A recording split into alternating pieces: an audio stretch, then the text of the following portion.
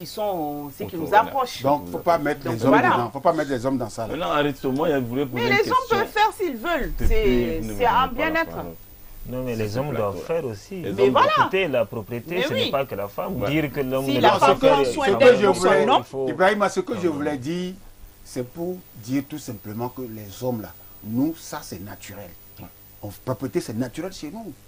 Nous, attends, qui va parler de propriété chez nous? Aristo, nous, c'est naturel.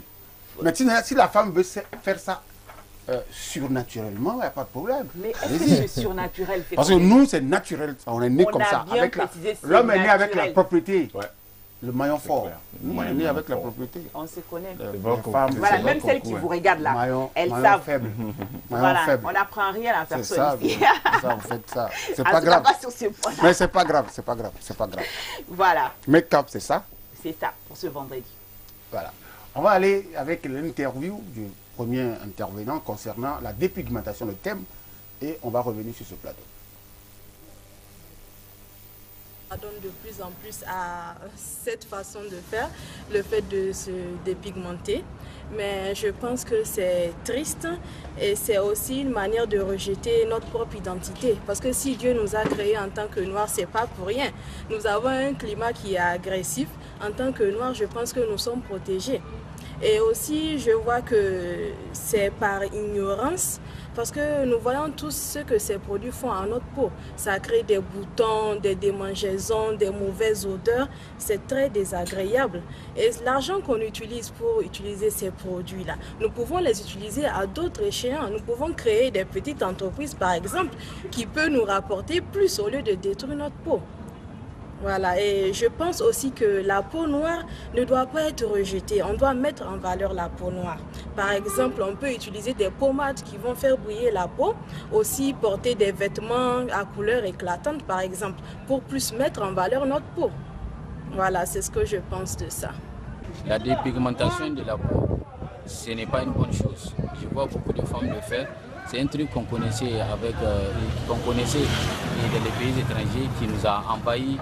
Et ça avait commencé dans les années 2000 ici au Niger. Ça nous a envahis. Il y a beaucoup de jeunes filles qui se dépigmentent les peaux, qui au finish se retrouvent avec une peau, je ne sais quelle couleur attribuer à cette peau.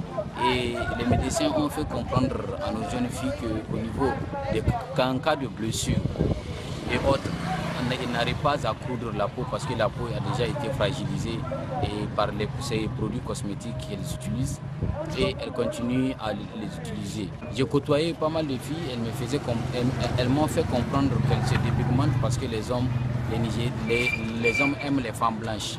Moi, je me dis que quand tu cherches à devenir blanche et que ta peau devienne autre chose et que tu commences à sentir, c'est qu'en réalité, au lieu d'attirer les hommes, tu les renvoies, ou bien mieux dire, et tu les repousses. C'est une mauvaise chose et c'est une mauvaise façon de se dépigmenter la peau. C'est pas bon pour la santé, quoi. Hein? Ça donne le cancer de la peau, ou bien ça fait des taches.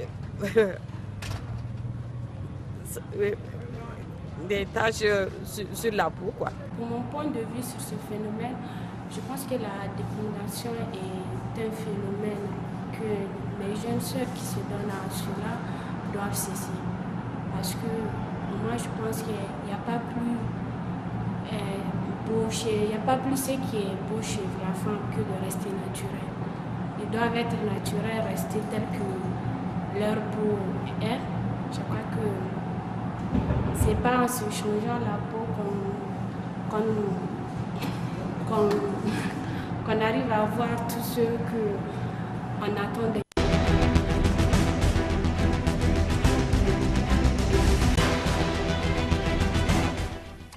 Oui, la dépigmentation, toujours la dépigmentation. Ah, il faut garder son teint naturel.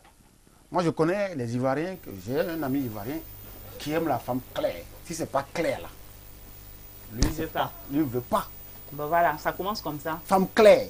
C'est ce que je dis. Les autres. Jusqu'à il a marié une femme claire. Bon voilà, là le compte est bon. Dans ah, oui. Non, attends, lui, c'est son goût. Hein. Tu n'es pas clair là, lui, tu ne te prends pas. Hein.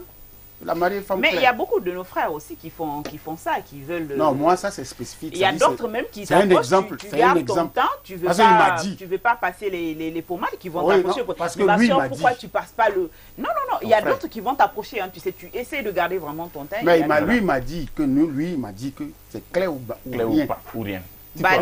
Jusqu'à la mariée femme claire. Il y a des femmes claires. Tifa, est-ce que vu que tu as gardé ton teint et que tu es teint noir, est-ce que tu as des problèmes? La star. Mais non, pas du tout. Est-ce que les gens te draguent?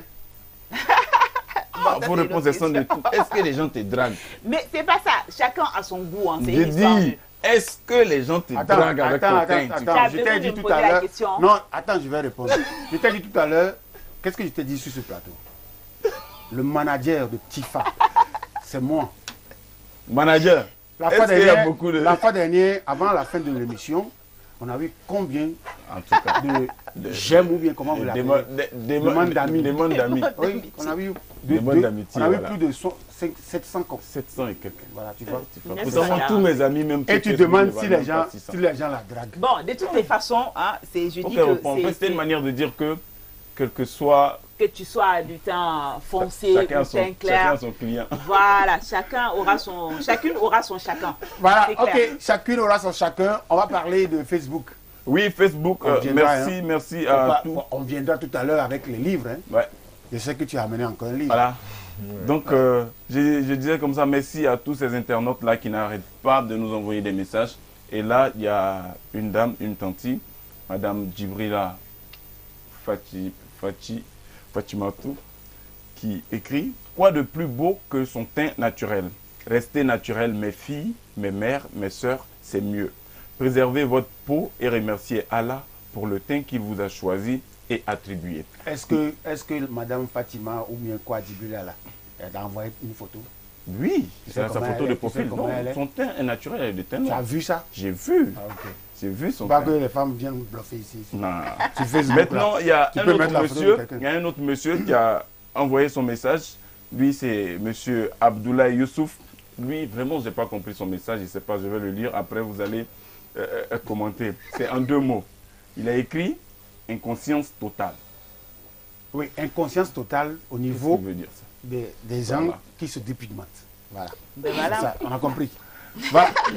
La virgule, réclame. Hein, réclame. On va aller à la réclame. Toute sa splendeur avec les décodeurs Strong et SeaAfrica, le premier bouquet panafricain made in Africa. Optez pour notre bouquet à 2500 francs TTC par mois et accédez à une centaine de chaînes africaines et internationales. Science et Vie TV, toute l'histoire, France 2, France 3, France 5, Canal 3 Bénin, Canal 3 Niger, Canal 3 Monde, Canal 3 Fombé, Canal 3 Wama, TJ, Combat Sport, Suna, Al-Faïda, KTO, Évangélique TV, UCAB, Alléluia TV, Ma Télétoons, mais aussi RTI 1 et 2, RTS, Télé Sahel, ORTM, RTB, TV5. Aux 4 coins du pays, vivez l'Afrique et le monde dans leur évolution. SeaAfrica, toute la famille s'y retrouve. info@seaafrica.com. SeaAfrica, le bouquet panafricain made in Africa. Zanguinki na hando agi hingate da SeaAfrica. Yadi mono hunkun bandara mu koyga gomdo ay kulkangati chocho wona television ay da Evangelica TV, Alléluia World TV, Alléluia TV, KTO. Da hay kulkangati groupe Canal 3 wona television ay imandri nyamotiji, RTB, RTS, ORTM, Télé Sahel. Da hay kulkangati television ay kiyan aranga koyga gomdo yamo. Zangu hinka hando, zambar hinkanda zangu tachi jiro.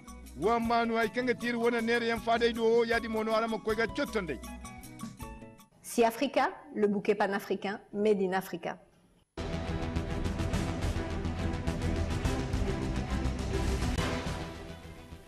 Voilà, c'était la réclame, n'est-ce pas, de SeaAfrica. Si vous voulez avoir toutes ces chaînes chez vous, venez à Canal 3 Niger. Notre showroom de SeaAfrica est là. Et vous demandez le décodeur Strong et vous êtes servi. Vous aurez toutes les chaînes que vous voulez. Suna 1, Suna 2, tout ce que vous voulez, ça est dedans. Hein? Venez rapidement parce que ça ne reste pas beaucoup de décodeurs. Hein? Faites vite. Voilà, on revient sur ce plateau, on saute l'interview 2. On va aller directement avec le top 10. le top 10 des femmes. C'est quoi tu as le top 10 des femmes les plus incroyables. Comme les femmes sont à l'honneur, les femmes sont là, c'est dépigmentées. Il y a 10 femmes qui ne sont pas naturelles, mais qui aimeraient devenir comme celles qui n'aiment pas leur peau, qui cherchent à aller se dépigmenter. Voilà, top 10 des femmes les plus incroyables qui existent. Oui, Matt, il faut suivre.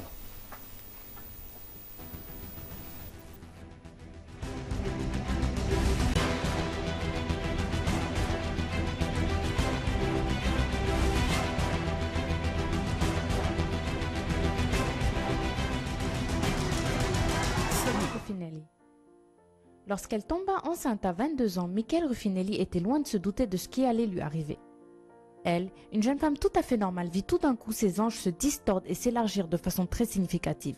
20 ans et 4 enfants plus tard, Michael Ruffinelli a désormais les hanches les plus larges au monde. Elle mesure 1,64 m pour un tour de hanche de près de 2,5 m de circonférence. Loin de développer un complexe, Michael Ruffinelli mange près de 5000 calories par jour pour conserver ses formes. Xie Qiuping. Parce qu'il est raide, fort et profondément implanté, le cheveu asiatique a plus de chances d'établir des records que ceux des têtes aux cheveux fins ou bouclés.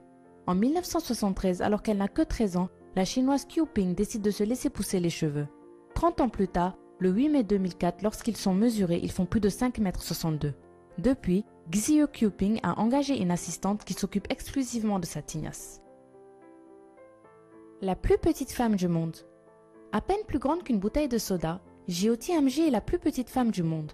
Elle mesure 63 cm et est atteinte d'achondroplasie, une maladie des os qui provoque le nanisme. Jyoti est plutôt chanceuse d'être dotée d'un corps bien proportionné. La plupart des individus atteints d'achondroplasie sont disproportionnés et leur qualité de vie s'en ressent au quotidien. Charity Pierce.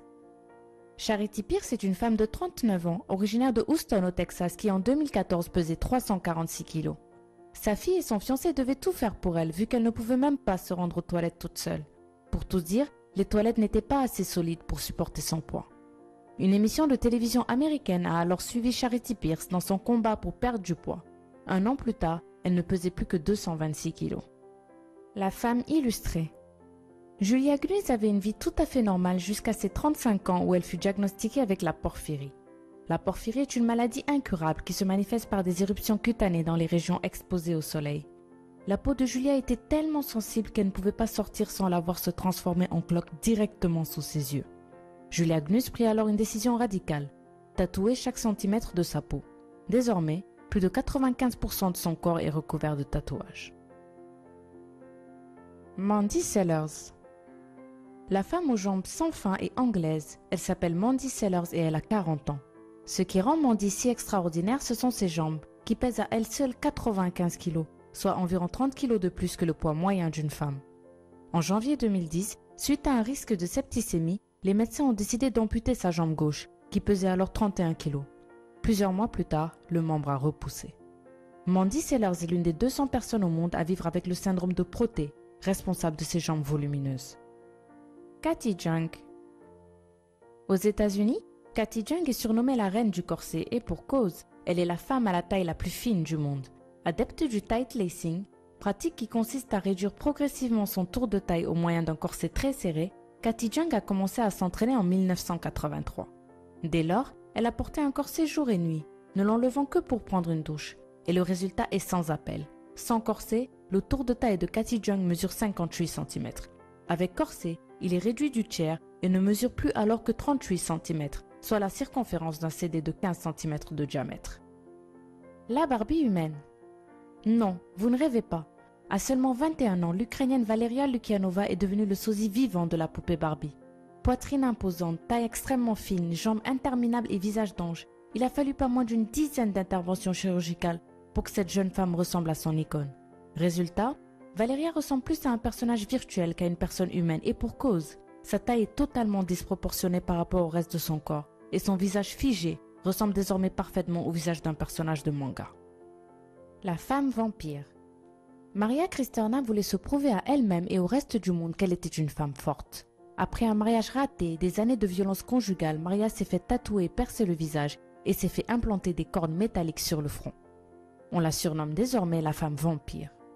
Mais Maria est plus que juste une apparence, c'est aussi un avocat professionnel et engagé qui essaye de sauver des femmes victimes de violences conjugales et utilise l'attention qu'elle reçoit pour faire le bien autour d'elle. B-Shine. Maria Hills, alias B-Shine, est une jeune Allemande de 31 ans qui possède les plus grosses seins siliconés au monde. Chacun d'entre eux pèse pas moins de 9 kilos. Cette poitrine n'est évidemment pas naturelle, elle s'est fait agrandir les seins en utilisant des implants et de la solution saline. Très fière du résultat, B-Shine adore l'attention qu'elle reçoit et sa seule inquiétude est de trouver des vêtements adaptés à la taille de sa poitrine.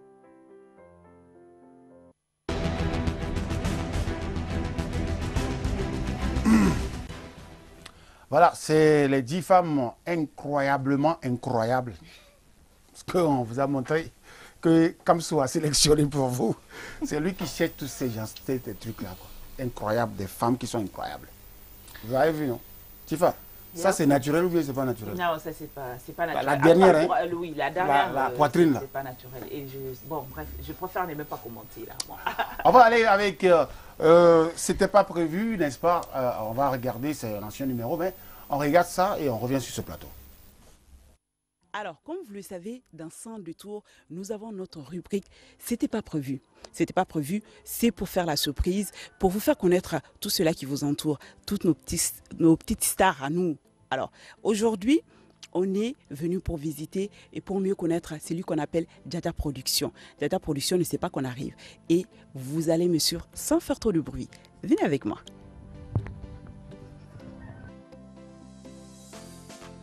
Alors, vous me suivez? Vous venez? Toc toc. Alors, on est venu voir Monsieur Djadja Production. D'accord, il est là, Djadja. Bonjour, Djadja. Ça va bien, et toi?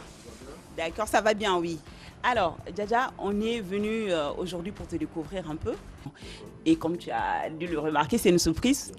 Et c'était pas prévu, c'est comme ça qu'on vient.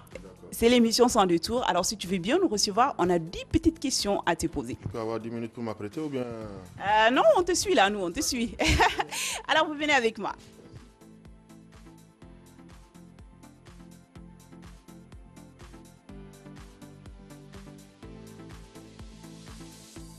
Toc toc. Bonjour Djadja. Ça va bien, merci. Alors, ça va. Comme je le disais, c'était pas prévu, on est venu pour te poser 10 petites questions. Si tu veux bien nous répondre. C'est pour permettre à nos téléspectateurs de... Non, pas du tout. C'est des petites questions, t'inquiète pas, elles sont pas compliquées. Et puis voilà, c'est très simple. D'accord? On va aller pour la toute première question, qui est bien sûr à savoir qui est Djadja Production. Bon, en fait, Djadja Production, je peux dire que c'est moi-même. Hein. Djadja, c'est le nom de famille. C'est le nom de mon arrière-grand-père et c'est ce nom que j'ai mis sur le nom de l'alliance. Sinon, moi-même, je m'appelle Djadja Komlan Kokou Athanase. Né au Niger, grandi au Niger. D'accord. Et qui fait Djadja comme travail, en fait? Parce que les gens se posent la question de Djadja Production, mais qu'est-ce que Djadja fait au juste? Bon, sans vous mentir, Djadja, je suis responsable d'une agence de communication et de marketing opérationnel. Et notre travail, c'est de promouvoir les produits et services des différentes sociétés. Mais de l'autre côté aussi, c'est de faire purement de la vente corps à corps. Donc, en abrégé, ou en grosso modo, comme on le dit, c'est ce que nous faisons présentement au niveau de l'Alliance. D'accord. Mais comment est-ce que tu t'es retrouvé dans ce travail-là? Bon, avant d'ouvrir l'Alliance, depuis 1990, je me suis lancé dans le showbiz. Et en 1990, je faisais des spectacles dans les Samaria à 100 francs. Et après 1990, en 2003, j'ai postulé à un appel d'offres de Nestlé pour faire la caravane Nescafé Africa Revelation. Excusez-moi de la publicité. Hein. Et c'est à partir de là que c'était parti. Mais bien avant 2003, je travaillais indirectement avec Hima Soleil parce qu'il était le représentant de Magie. Donc de temps en temps, je pars là-bas prendre quelques gadgets publicitaires. Je vais dans les marchés pour égayer un peu les femmes. Et ça a commencé à venir. Mais... Donc, parallèlement, je faisais des petites formations de marketing. D'accord. Voilà. Et comment se porte aujourd'hui le showbiz au Niger? Est-ce que ça va? Comment se porte-t-il? Le showbiz va, ça ne va pas. Parce que moi, il fut 2 ou 3 ans que j'ai arrêté. Pas arrêté complètement, mais je suis en train de prendre de recul. Aujourd'hui, le showbiz, je peux dire que le showbiz va mal parce que C'est vrai qu'aujourd'hui, nous avons beaucoup de promoteurs qui sont en train de faire venir des artistes à 50 millions, 30 millions, c'est très bien. Mais est-ce qu'ils ont un support réel derrière? Parce qu'on se réunit, on fait venir les artistes, mais en fait, nous n'avons pas des bons partenaires qui soutiennent ces promoteurs-là. Parce que dans les autres pays, on voit que les partenaires les soutiennent jusqu'à 100%, jusqu'à 200%. On peut dire que ça va. Ça va. Bon, de l'autre côté, c'est à nous de travailler pour que ces partenaires-là aient confiance en nous et aussi promouvoir parallèlement aux autres artistes des autres pays, les artistes nigériens. Ça va, ça ne va pas. Je peux m'arrêter là. D'accord. J'espère que ça ira mieux en tout cas. Plaise à Dieu, plaise à Dieu. Alors, quelles sont les difficultés justement que vous rencontrez dans ce genre de travail? Les premières difficultés que la personne rencontre, c'est une difficulté financière. Hein. Il faut qu'on se dise la vérité. De l'autre côté, il y a aussi la falsification des billets. Ouais, ça, c'est la deuxième phase de difficulté. La troisième difficulté, c'est que nous n'arrivons pas à avoir des partenaires sûrs qui disent « Ok, ton dossier nous plaît, on te vient en aide ou bien on te soutient pour que tu puisses réussir ce spectacle-là. » Donc voilà à peu près les trois difficultés que nous avons sur le terrain. D'accord. Et aujourd'hui, si par exemple un jeune veut faire comme ce que tu fais aujourd'hui comme travail, quel sera le conseil que toi tu vas lui donner? Bon ben, je peux dire à la personne, soyez la bienvenue. Ou bien venez, on va partager le gâteau. Mais il faut qu'on se dise la vérité. Aujourd'hui, beaucoup de jeunes veulent être dans le showbiz, pas parce qu'ils ont l'amour de ce travail-là. C'est ça la difficulté. Parce que juste, ils se disent que c'est un rayon, bien un axe pour se faire de l'argent. Il faudrait qu'ils se détrompent. Le showbiz, il faut avoir un truc de base et rentrer dedans. Aujourd'hui, il y a beaucoup de jeunes qui sont dans le showbiz qui ont passé par moi pour me demander conseil avant d'être là-dedans réellement. Je peux prendre le cas de Niger Connection qui est Stéphane aujourd'hui. Je peux prendre le cas d'autres jeunes. Avant d'être dans le showbiz, avant de commencer réellement les spectacles au Niger, on passait dans mon agence pour me demander conseil. Nous, on les a soutenus. On a fait quelques spectacles avec eux pour qu'ils puissent voir réellement c'est quoi. C'est quoi. Où est-ce qu'on peut te frauder? Où est-ce qu'on ne peut pas te frauder? Exactement. Vous voyez? Oui. Mais c'est un travail noble, sans te mentir. C'est un travail noble parce que dans ce travail, moi aujourd'hui, je me suis marié. J'ai ce que l'on peut avoir. OK?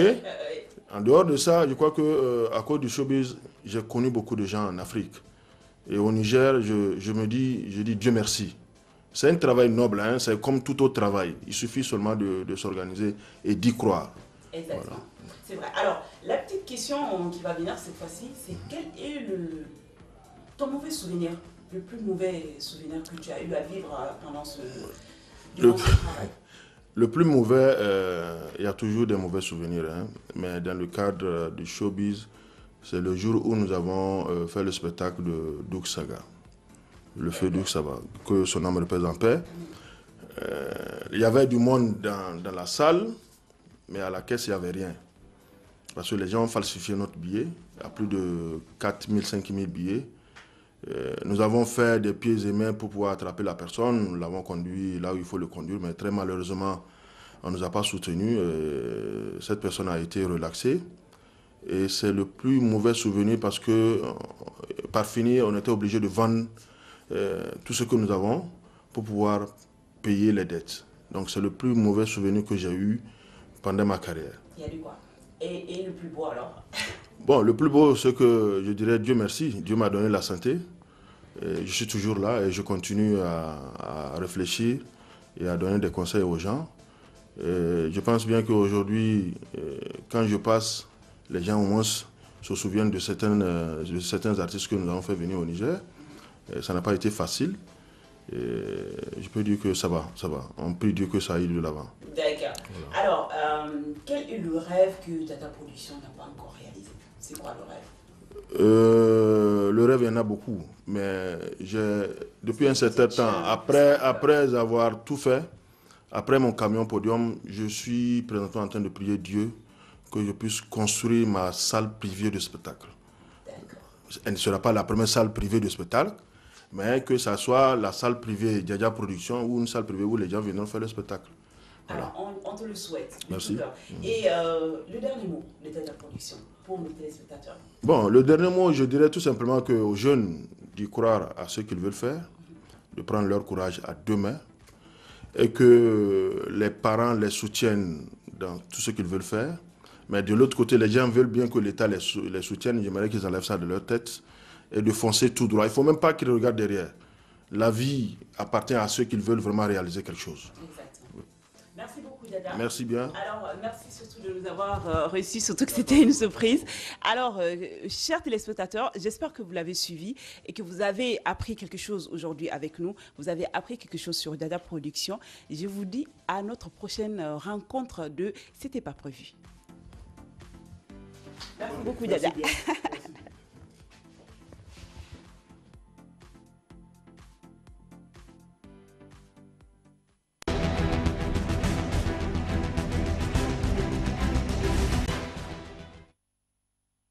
Or, c'était pas prévu avec Tifa. C'était difficile? Non, c'est pas difficile, enfin. La seule peut-être difficulté, c'est qu'on surprend les gens et... Ah ok, surprendre, c'était pas prévu quoi. Ouais, voilà. Ah, on prévoit pas, on prévient pas, on prévoit pas. Voilà, on prévient pas, on prévoit pas. Voilà. C'est ça qu'elle a dit, c'est pas moi. Ibrahima est venu aujourd'hui pour nous présenter un livre, encore un livre pour vous, les téléspectateurs, pour vous permettre de lire, parce que on sait que pour lire maintenant là, c'est un peu difficile, parce que les temps sont durs. Tu vas aller chercher l'argent. Est-ce que tu as le temps pour lire? Mais lui, il vous incite à lire. Mais la lecture, ce n'est pas seulement pour ceux qui cherchent l'argent. La lecture, c'est aussi pour les élèves, pour les étudiants qui nous suivent. Parce qu'il faut lire. Eux, ils ne cherchent pas l'argent. Si, même si, bon, les étudiants là, ils ne cherchent pas l'argent. Mais si, ils cherchent l'argent, mais pas comme toi. Toi, tu ne connais pas le réseau.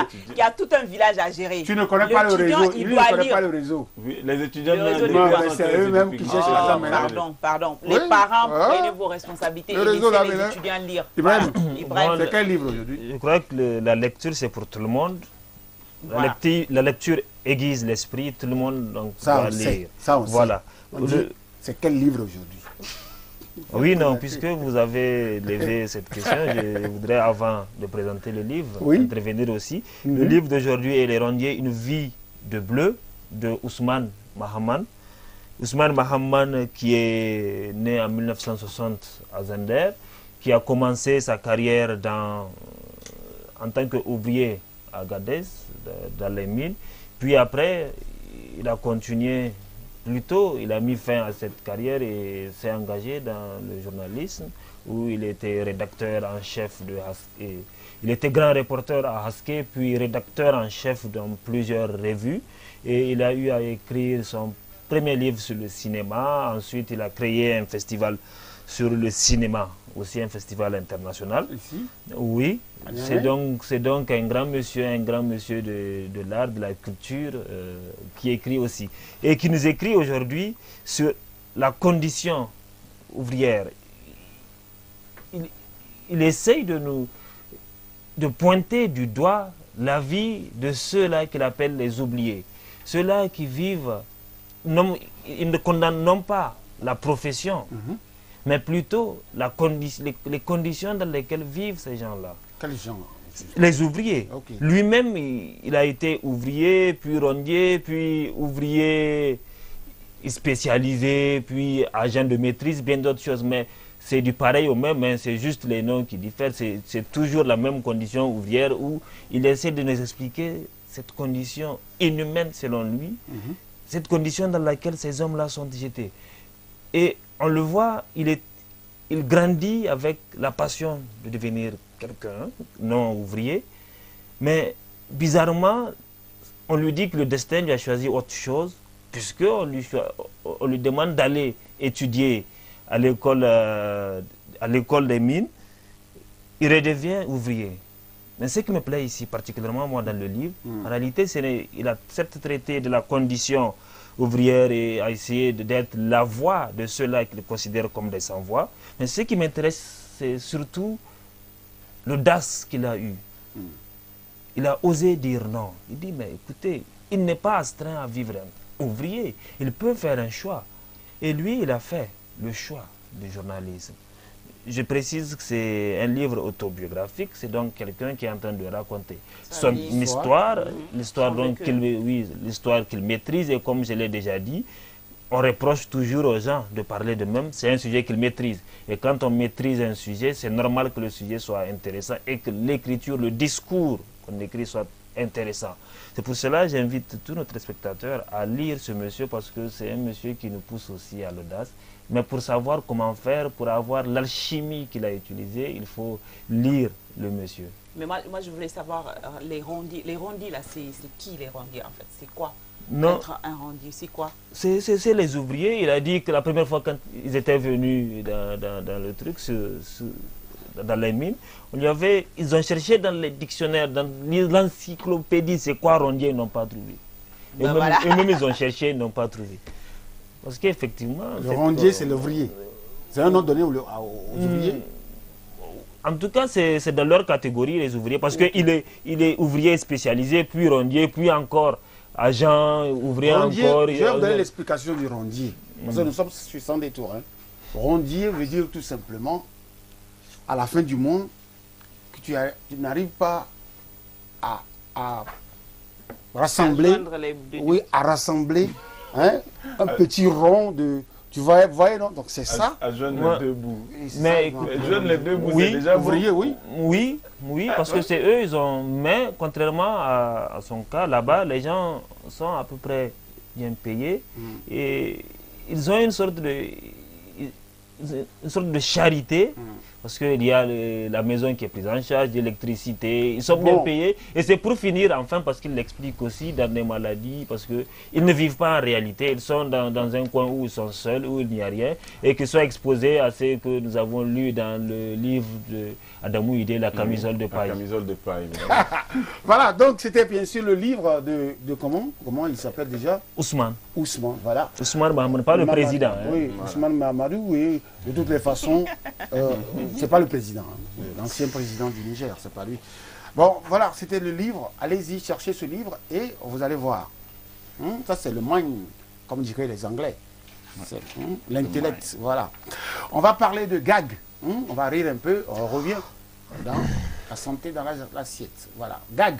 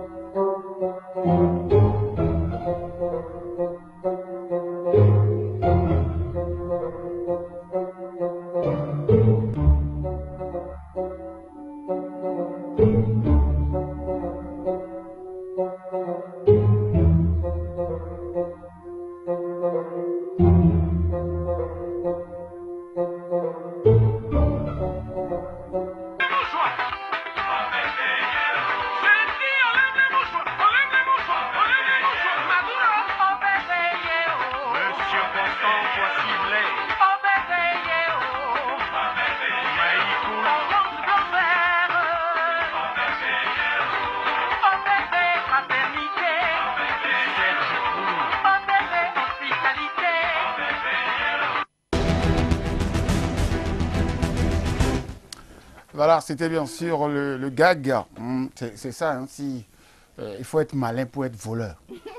Si tu n'es pas malin, tu ne peux pas voler. Qu'est-ce que Facebook dit? Sur Facebook, vraiment merci, toujours merci à nos téléspectateurs de nous écrire. Il y a M. Abdul Nasser Zanguina qui écrit ceci. Pour moi, la dépigmentation est surtout un fait de jalousie. Quoi de plus normal que de garder son teint naturel? Et oui, ça c'est vrai. Il y a aussi la stigmatisation des filles noires de teint.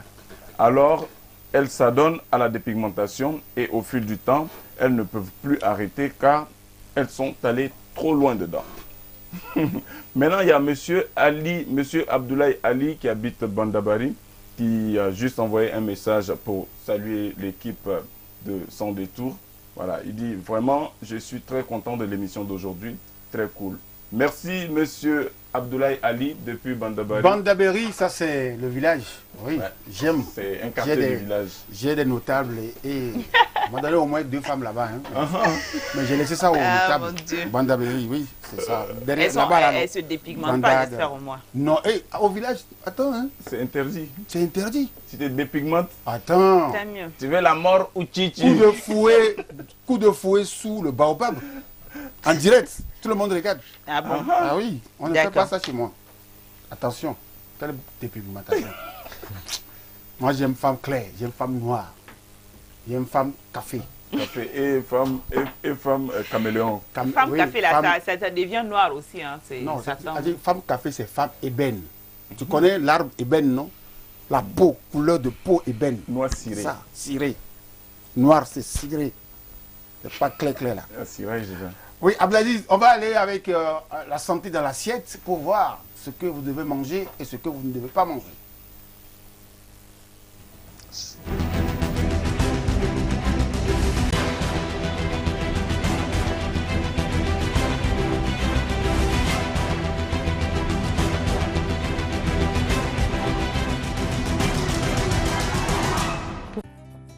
Remède au miel et au curcuma pour apaiser les douleurs articulaires. En plus de nous aider à combattre la dégénérescence osseuse et à réduire les inflammations, le curcuma et le miel nous permettent de renforcer notre système immunitaire. Les spécialistes de la médecine naturelle nous disent qu'une simple association de miel et de curcuma peut constituer un remède inestimable, plein d'antioxydants, de vitamines et d'enzymes, qui agit comme un anti-inflammatoire naturel. Si vous souffrez régulièrement de douleurs articulaires, ou que vous êtes atteint d'usure osseuse, n'hésitez pas à inclure cette merveilleuse association dans votre quotidien. À la différence des analgésiques, des anti-inflammatoires et des antibiotiques que nous avons l'habitude de prendre pour faire face aux douleurs et aux infections de toute nature, la consommation de curcuma et de miel n'entraîne aucun effet secondaire. Notre foie et notre flore intestinale n'en seront donc pas du tout affectés. Dans la suite de cet article, nous allons vous parler des grands bienfaits de ces 2 composants naturels, qui ne doivent pas manquer dans votre armoire à pharmacie.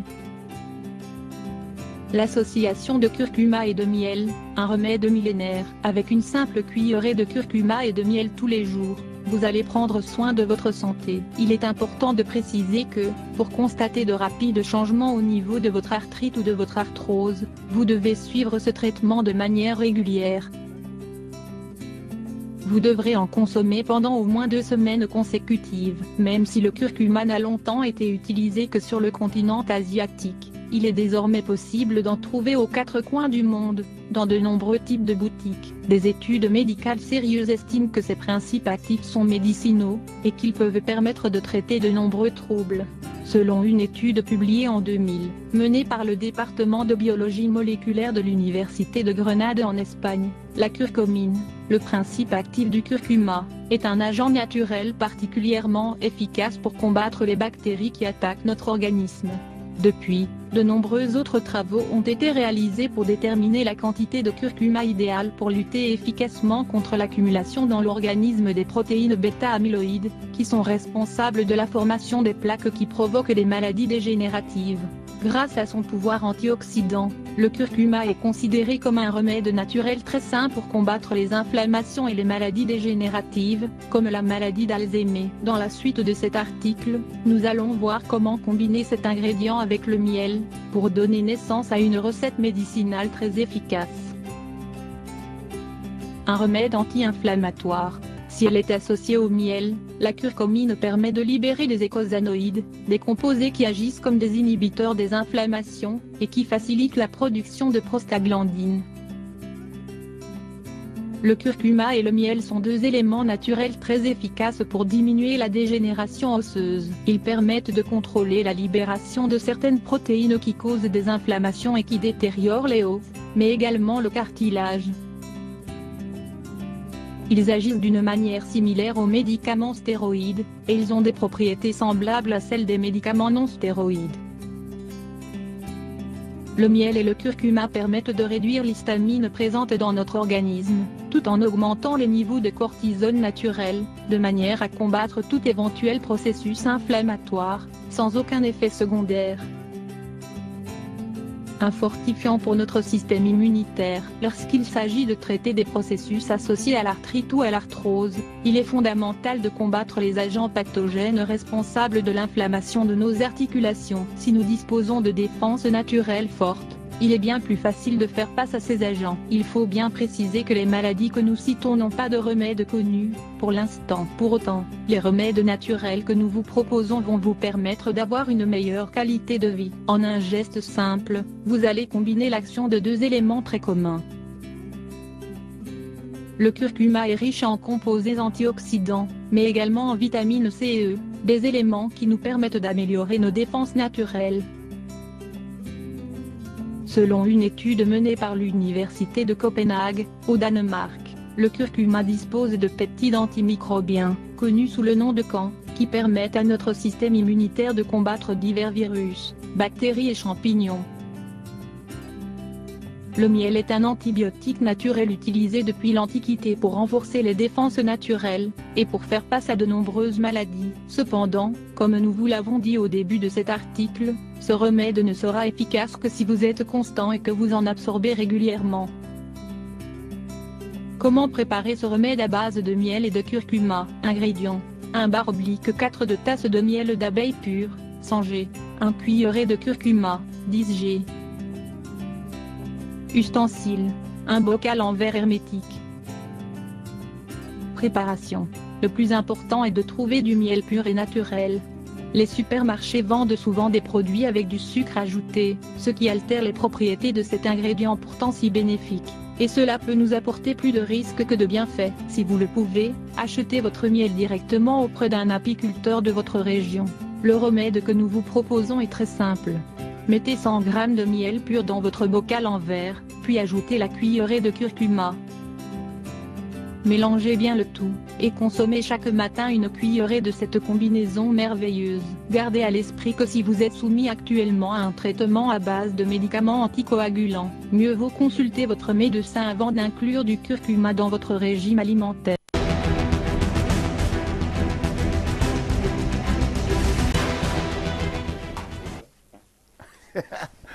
Voilà, c'était bien sûr la santé dans l'assiette, ce que vous devez manger pour être en forme, ce que vous ne devez pas manger.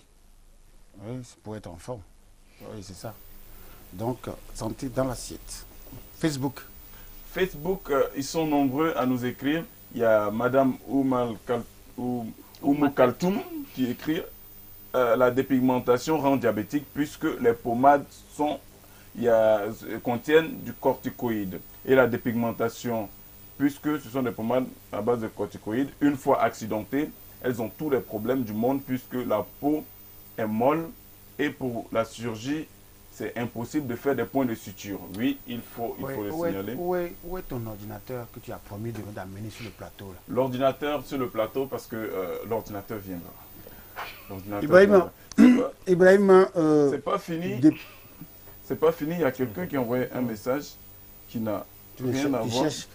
Ibrahima, oui, dépigmentation, conseil à donner à ces... Conseil à donner, je crois qu'avec les interventions, l'élément et aussi les messages qu'on reçoit, c'est toute une kyrielle de maladies qu'il y a que ce phénomène-là provoque. Et nous en sommes conscients. Les gens voient, les femmes, que ce soit les femmes et les hommes, on voit. Mais c'est malheureux de voir quand même qu'on continue à user de ces pommades. Ce que je vais dire, peut-être avant de finir, je dirais que, comme le pense un sage, il dit que toute personne qui souhaite être malheureux trouvera le moyen de l'être. Apparemment, les femmes qui utilisent ces pommades-là veulent être malheureuses, c'est pour cela qu'elles utilisent.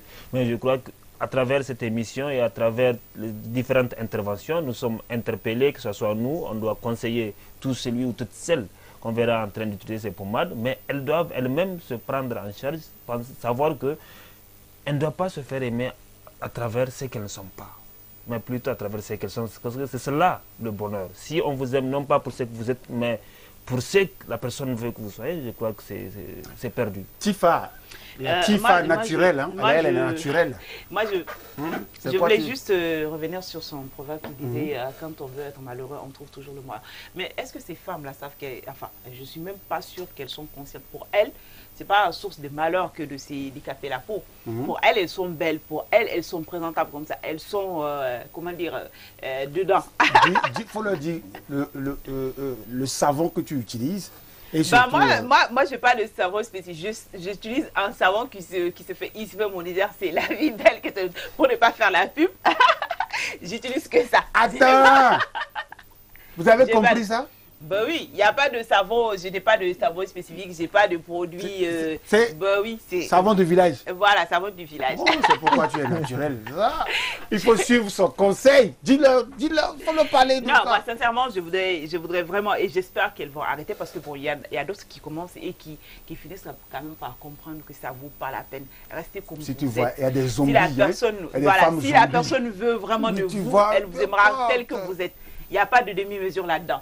J'étais avec un jeune frère là qui s'appelle Ro Abdrachi. Il dit, lui, toute femme qui se dépigmente, il ne peut pas sortir avec. Il y a plein qui le disent. Il y a plein qui, mais il y a d'autres qui. Ouais, Kamso. Moi, pour mon mot de fin, excusez-moi la technique, d'abord, je vais lire le message d'un téléspectateur, c'est très important, Oumarou Bawa, qui dit les rondiers, qui nous a donné la définition des rondiers. Il dit les rondiers, ce sont des exploitants d'une centrale thermique je ne vais pas faire la publicité, d'une société de la place de l'autre côté de Arlit. C'est-à-dire ce sont des agents qui font la ronde. Ils font la ronde, donc c'est pourquoi on les appelle les rondiers. C'est une définition de l'encyclopédie parce que l'auteur dans son livre, il explique, lui, il a cherché dans l'encyclopédie, il a cherché partout, il n'a pas trouvé. Voilà. Rondier, c'est pas dans l'encyclopédie. C'est bon pour... Parce qu'ils font la ronde. Oui, c'est bon pour... Maintenant, pour terminer, je vais juste... pour parler de la dépigmentation, là je me rappelle de ma cousine. J'ai perdu une cousine comme ça qui s'est dépigmentée la peau, qui s'appelle Marina. Elle s'est dépigmentée la peau, s'est tellement décapée la peau qu'elle devait accoucher. Après son accouchement, son enfant est mort-né et par césarienne. On devait lui faire des points de suture. Et là, on n'a pas pu coudre des blessures. De 18 h jusqu'au lendemain, 8 h, elle saignait. Donc, elle a perdu la vie. Non, attends. Je voulais demander quelque chose. Oui. Dépigmentation, là. On dépigmente ici aussi? On dépigmente partout. C'est partout? Partout, tu peux mettre la pommade, on dépigmente. Okay. Donc, on n'arrivait pas à coudre. Lorsqu'on mettait l'aiguille, la peau on a compris. Elle a perdu la vie. Donc, mes soeurs, si vous avez commencé, pardonnez. Essayez d'arrêter. Abdelaziz a réalisé cette émission.